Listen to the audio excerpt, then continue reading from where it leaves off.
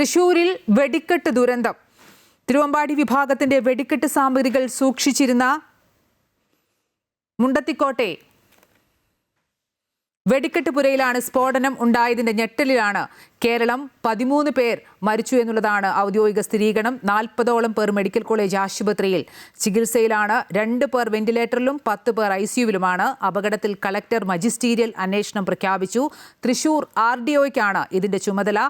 പ്രധാനമന്ത്രിയുടെ ദുരിതാശ്വാസ നിധിയിൽ നിന്ന് സാമ്പത്തിക സഹായം പ്രഖ്യാപിച്ചിട്ടുണ്ട്. ഒപ്പം തന്നെ മരിച്ചവരുടെ കുടുംബങ്ങൾക്ക് 2 ലക്ഷം രൂപയും പരിക്കേറ്റവർക്ക് 50,000 രൂപയും നൽകും. മുണ്ടത്തിക്കോട് ഇന്നത്തെ തിരച്ചിൽ അവസാനിപ്പിച്ചു. നാളെ രാവിലെ 6 മണിക്ക് തെരച്ചിൽ പുനരാരംഭിക്കും. വിവരങ്ങളുമായി ശ്രീജിത്ത് നായരും ഹരീഷ് നാരായണനും ചേരുന്നുണ്ട്. ആദ്യം സംഭവ സ്ഥലത്ത് നിന്ന് ഹരീഷ് നാരായണനാണ്. ഹരീഷ്, 3 നാളുകൾക്കപ്പുറമുള്ള വരാനിരിക്കുന്ന തൃശൂർ പൂരത്തിന് തിരുവമ്പാടി ദേവസ്വത്തിന്റെ സാമ്പിൾ വെടിക്കെട്ടിനുള്ള പടക്കങ്ങൾ നിർമ്മിക്കുന്ന തിരക്കിലായിരുന്നു തൊഴിലാളികൾ. ഉച്ച കഴിഞ്ഞ് 3:30 കൂടിയാണ് കാര്യങ്ങളെല്ലാം മാറിമറിഞ്ഞത്. ദുരന്തം അതിൻ്റെ ഏറ്റവും ഉഗ്രമായ വ്യാപ്തിയിൽ തന്നെ ബാധിച്ചിരിക്കുന്നു എന്നാണ് നമുക്ക് മനസ്സിലാക്കാൻ കഴിയുന്നത്. ഇന്നത്തെ തെരച്ചിൽ അവസാനിപ്പിച്ചിട്ടുണ്ട്. നാളെ വീണ്ടും തുടങ്ങും. എന്തൊക്കെയാണ് സംഭവ സ്ഥലത്ത് നിന്ന് നൽകാൻ കഴിയുന്നത്?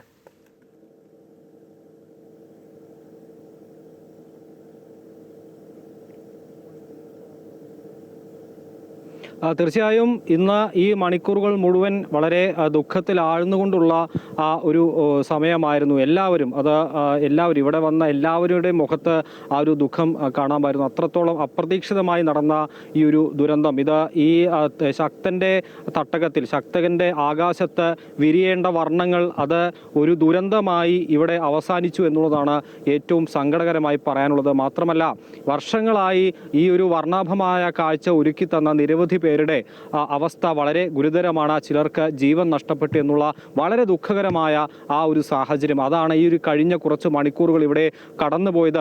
പലരും വളരെ ദുഃഖിച്ച് വന്ന കണ്ണ് നനഞ്ഞ് തിരിച്ചു പോകുന്ന ദൃശ്യങ്ങൾ, പലയിടത്തും പുകപടലങ്ങൾ, തീനാളങ്ങൾ, സ്ഫോടനത്തിന്റെ ശബ്ദങ്ങൾ, അങ്ങനെ ഒരു ദുരന്ത ഭൂമിയായി മണിക്കൂറുകളോൾ പിന്നിട്ടിരിക്കുകയാണ് ഈ മുണ്ടത്തിക്കോട്ടെ തിരുവമ്പാടി ദേവസ്വത്തിന്റെ ഈ ഒരു വെടിപ്പുര എന്നുള്ളതാണ് ഏറ്റവും സങ്കടകരമായ കാര്യം.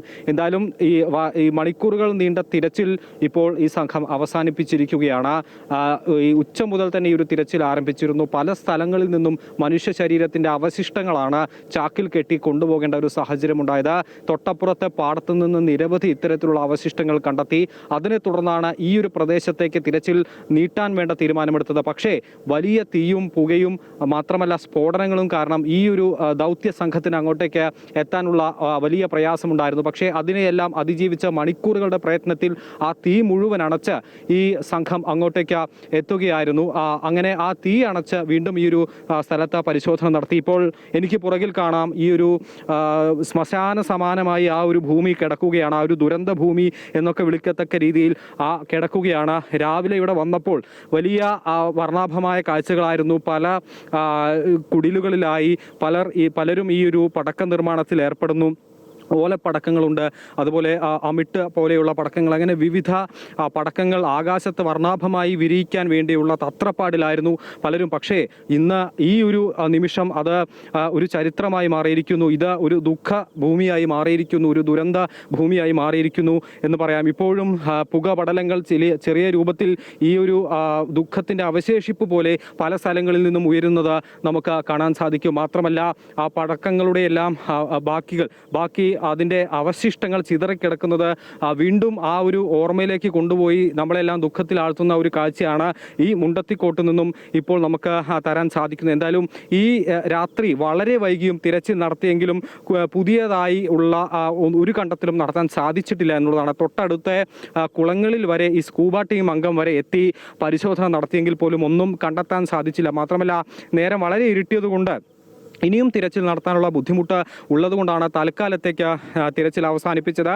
നാളെ 6 മണിക്ക് തന്നെ തിരച്ചിൽ പുനരാരംഭിക്കും. ഈ ഒരു അപകട സ്ഥലത്തെ കുളങ്ങളും കിണറുകളും നാളെ സ്കൂബ ടീം വീണ്ടും പരിശോധിക്കുന്നതായിരിക്കും. ഇന്നത്തെ പരിശോധനയിൽ കാര്യമായി ഒന്നും കണ്ടെത്താൻ സാധിച്ചിട്ടില്ല. തൊട്ടടുത്ത പാടങ്ങളിൽ നിന്ന് അവശിഷ്ടങ്ങൾ ഉച്ചയ്ക്ക് മുൻപ് കണ്ടെത്തിയിരുന്നു. പക്ഷേ അതിനുശേഷം നടത്തിയ പരിശോധനയിലൊന്നും കണ്ടെത്താൻ കഴിഞ്ഞിട്ടില്ല. നാളെ ഇത്തരത്തിൽ പരിശോധന പുനരാരംഭിക്കും. ഈ ഒരു പ്രദേശത്തെ കിണറുകളും കുളങ്ങളും കേന്ദ്രീകരിച്ച സ്കൂബ ടീം അംഗമടക്കം പരിശോധന നടത്തും. മാത്രമല്ല ഡ്രോണ്, റോബോട്ട്, അതുപോലെ കെഡാവർ ഡോഗ് ഇത്തരത്തിലുള്ള സംവിധാനങ്ങൾ ഉപയോഗിച്ചുള്ള പരിശോധനയും നാളെ ഉണ്ടാകുമെന്നുള്ളതാണ്. ദുരന്ത നിവാരണ പ്രവർത്തനങ്ങൾ ഏകോപിപ്പിക്കാൻ മുണ്ടത്തിക്കോട് വില്ലേജ് ഓഫീസ് കൺട്രോൾ റൂമും പ്രവർത്തിക്കുന്നതായിരിക്കും നാളെ. അത്തരത്തിലുള്ള സുരക്ഷാ സംവിധാനങ്ങളും ഇവിടെ ഒരുക്കിയിട്ടുണ്ട്.